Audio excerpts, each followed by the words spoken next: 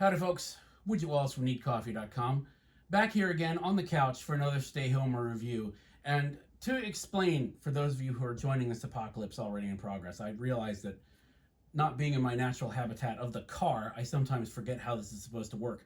So it used to be, back in the good old days when we had cinemas, I would go into one, that used to happen, and see a film and then come back out to my car and drive home telling you about it. The way home a review. But since we can't do that again yet, hopefully soon, I am here on my couch, which doesn't need to be driven anywhere, and that is the Stayhomer review. It's something that I started because I was desperate for someone to talk to. Anyway, so just to catch you up, and you may have seen my previous episode for King Kong vs. Godzilla, which is the 1960s Japanese film, which was a hoot, a problematic hoot. And, you know, I threatened to do this next, which only makes sense. Godzilla versus Kong. Now, synopsis. Where we left the citizens of the Monsterverse, which is this shared universe thing that we're in with this film, the Godzilla had basically provided beatdowns for all of the other kaiju monsters and whatnot, referred to as titans here, and was left as, you know, King of the Mountain. King of the Monsters is actually what it was called, but it was the film was a bit of a mountain to climb. And, you know, wrecked. The competition, shall we say, wrecked the ring that is the world. If you're familiar with the group Kaiju Big Battle out of New York, they stage wrestling from kaiju characters trying to provide beatdowns to each other, and there are buildings and stuff in the wrestling ring. It's amazing. You should check it out. This is like that, but with a tremendously increased budget. And much more damage. So it's been a few years. People have moved on. Godzilla's been behaving himself. And then all of a sudden, Godzilla stops behaving himself and makes landfall and starts to attack. And nobody's quite sure what changed. Now, we have Millie Bobby Brown, a member of the family that you didn't care about in the last film, who is convinced because she's been listening to a conspiracy podcast. And let's face it, in a world like that, where basically everything got leveled by monsters, there would be quite a few of those to choose from. So she's convinced that something's up, and it's not something provoked Godzilla. Godzilla just didn't, you know, wake up and have a bad day and decide to go stomp some stuff, like you or I would do. So that's happening, and meanwhile, our friend King Kong, who he left on Skull Island, is still on Skull Island, and they've been trying to keep him sane and happy and protected, because they know if King Kong, if King Kong is exposed to the world, Godzilla will sense him and come and provide beatdowns to him, kind of like a beatdown delivery service. So the question is, now that Godzilla is stomping around, swimming around, fire blasting around, what is mankind supposed to do about it? And it just goes from there. So yeah, just to give you some background on where I am with the Monsterverse, to lay the foundation for this. I remember when they did the Godzilla, the most recent Godzilla that started this whole thing off. It was not to my taste, because I prefer to have some Godzilla in my Godzilla movies, and there was not enough Godzilla in that. It was like, you know, oh, I'm gonna save it until the end and surprise you. It's not a surprise. It's in the title. The title of the film is Godzilla. Godzilla's gonna show up. We kind of know what Godzilla looks like, so you're not surprising anybody. bring on the giant lizard. So that was not great. Very disappointing. Then you had Kong Skull Island. Now, the thing about Skull Island is, every once in a while, you put out something into the universe, and the universe says, I can do that. So, I remember back in 1941 when I saw Peter Jackson's 15-hour miniseries of King Kong. The one section of that worked for me was the Skull Island section, because it was just crazy. I mean, stuff was coming out of everywhere and trying to bite everything, and it was kind of like, you know, Jurassic Park meets the Raiders of the Lost Ark ride, and it was all on crack. It was lovely. And I said, you know what needs to happen is somebody needs to take that section of the miniseries and just turn it into its own movie. And so when they announced it, I was thrilled. And it was a pretty good movie. It was not bad. Then we had King of the Monsters, and King of the Monsters was bad. I understand, okay? I get it. I get it that we need to have human beings come into the film and do things and say things and feel things, because otherwise it would just be, you know, a non-stop slugfest between monsters, and who wants that? So, I understand, we need that to kind of hold the film together. But you can do too much of it, and you can give us characters that we do not care about. Especially if you're trying to make us care, and we don't care, because we're bored and we want the monsters to come back and start whooping on each other again. That was King of the Monsters. Very disappointing. So, you know, mixed feelings coming into this, because the Godzilla side of the house, not great. Kong, once you get past the Peter Jackson thing, was good. I know the Peter Jackson one isn't part of the MonsterVerse, so, you know, don't write in. I mean, do write in. We'd love to hear from you. So, I was going into this with some trepidation. And I don't want to say exactly what director Adam Wingard does with the opening credits. But suffice it to say that he makes it very clear with the opening credits. He understands what you've come for, and he is planning to give it to you, okay? Godzilla vs. Kong is the title of the film. It's on the tin, okay? And he basically, it's like a manifesto. The opening credits are a manifesto where Wingard basically throws down the gauntlet and says, all right, you want it? You better buckle up. And I was like, I went from, here's how effective the opening credits were for me. I went from, okay, let's see how this goes, to by the time the opening credits finish, I'm like, okay, all right, I hear you. Let's do this. So that was fantastic. That actually got me excited, because I like films that know what they are and don't try to be what they're not. So yes, and then 10 minutes into the film, both creatures have shown up, which is such a great concept. They're in the title. Show them to us. We know what they look like.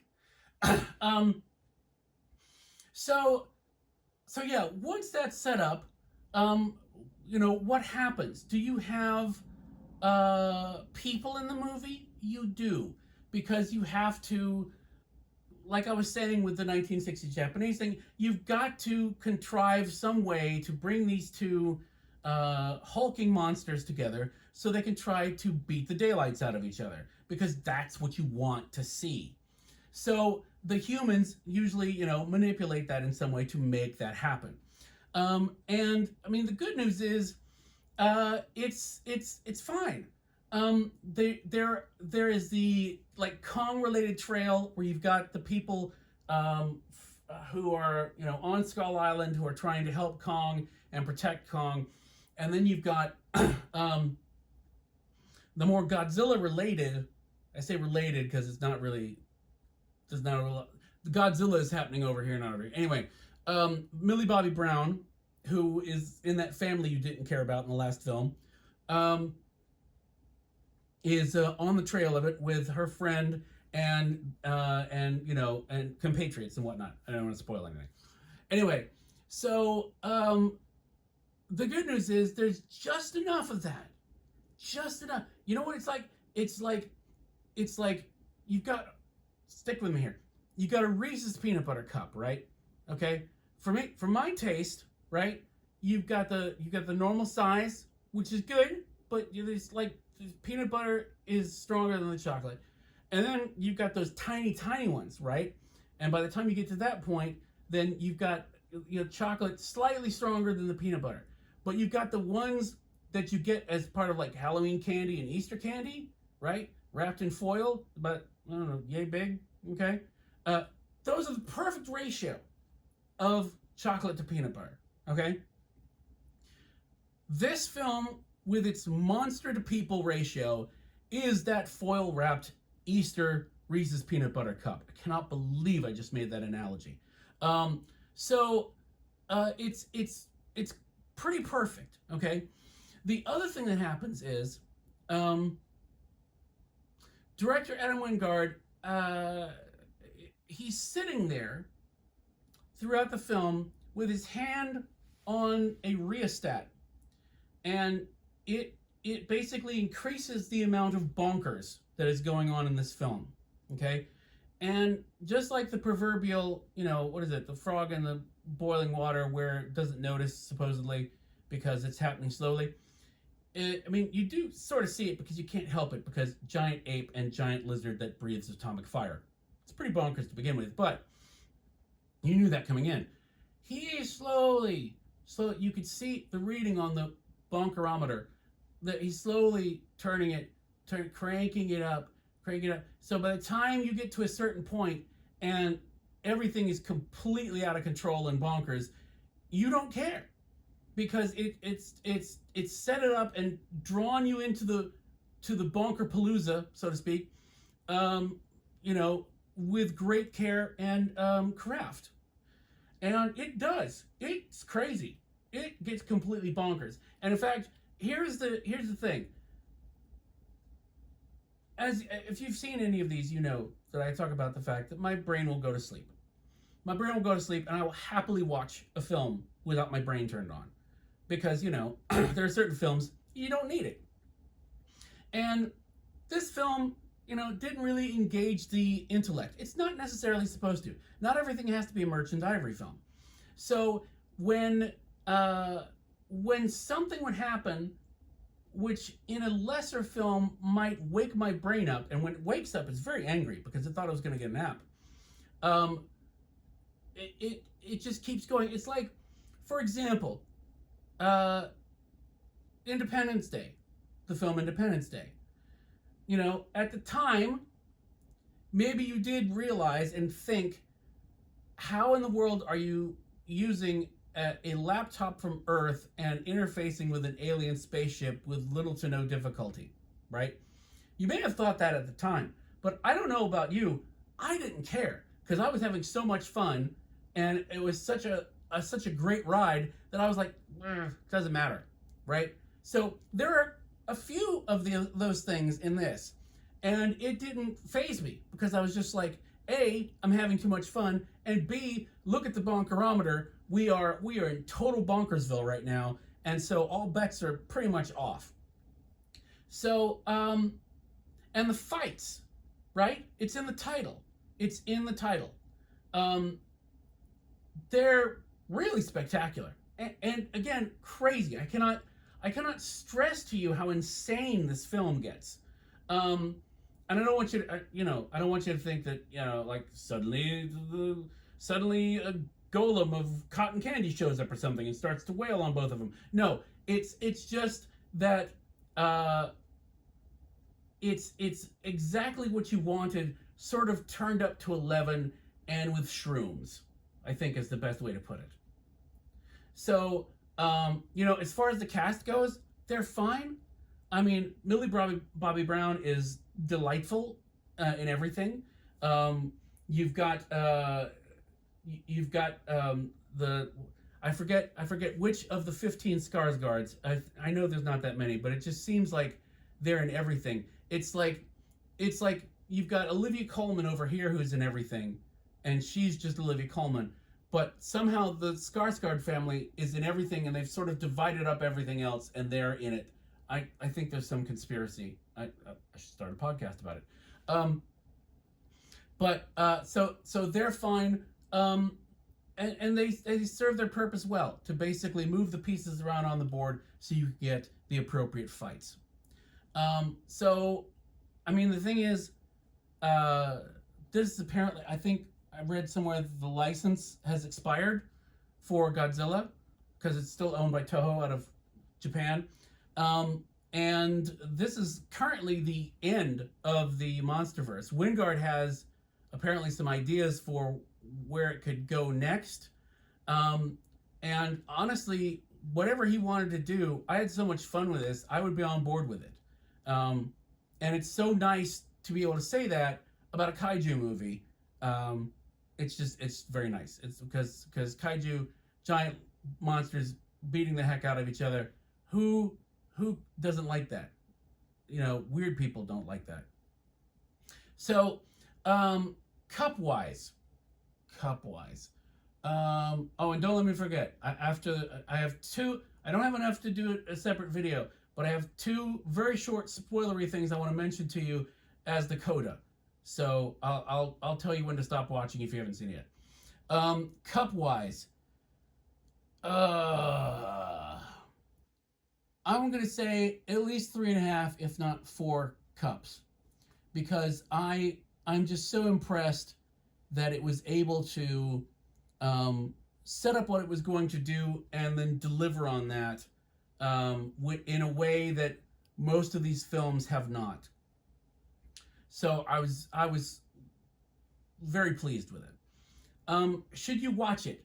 Yes. And by the way, Warner Brothers, this is how it works.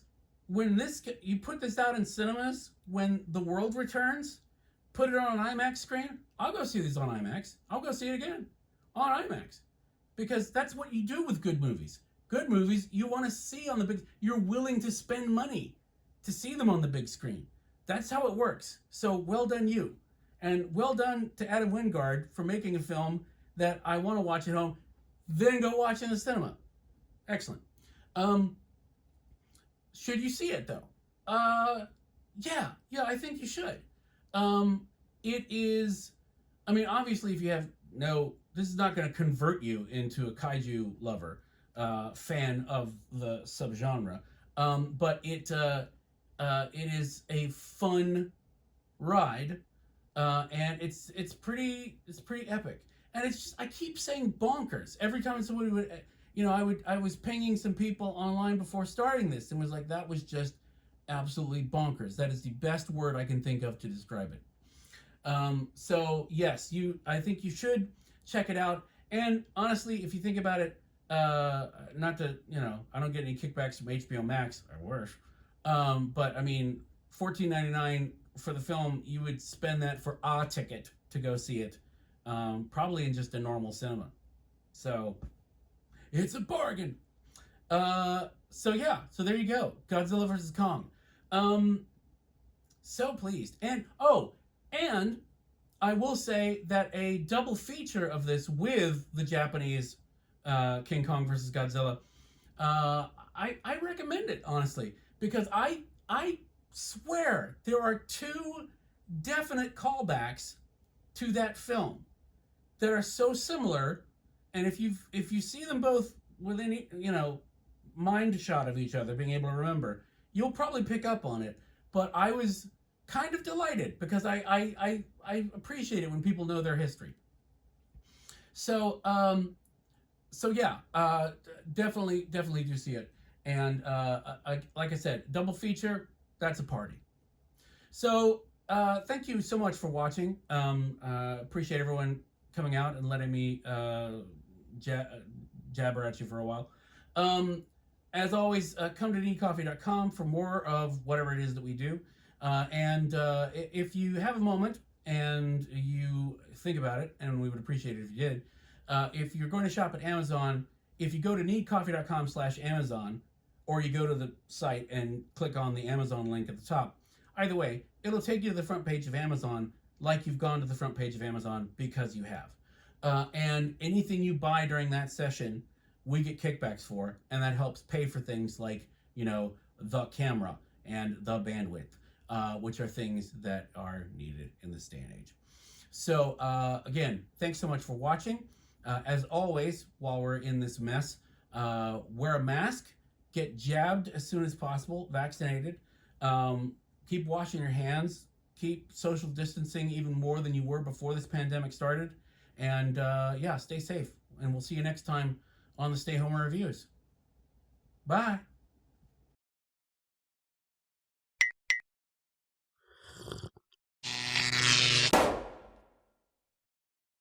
Okay, so if you have not seen the film yet, now is the time to stop.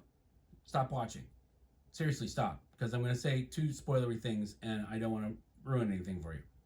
Okay, 2 things. So if you've seen the movie, number 1, hands up, who thought when you heard the Bernie character start recording a podcast that you were like, wow, Miles Morales' dad has a podcast? That was me. And second, just as an aside to Adam Wingard, the Hollies? That's your closing song, the Hollies? Really? I mean, all I can say is the only thing I can figure why that song would be there is if you had spent so much money on the effects budget that you couldn't afford another song, and you had that one lying around, because that was just like, that didn't fit. I appreciate the the using of older music. Oh God, I don't even know how old that is. I don't even know how old I am. Probably is older than that. I appreciate the use of older music in contemporary films to provide, nostalgia and all that stuff. But honestly, run it by James Gunn or Edgar Wright before you do that again, because the Hollies? No, that didn't work. That's about the only thing that magnificently did not work. The rest of it did, though. So good job. Bye.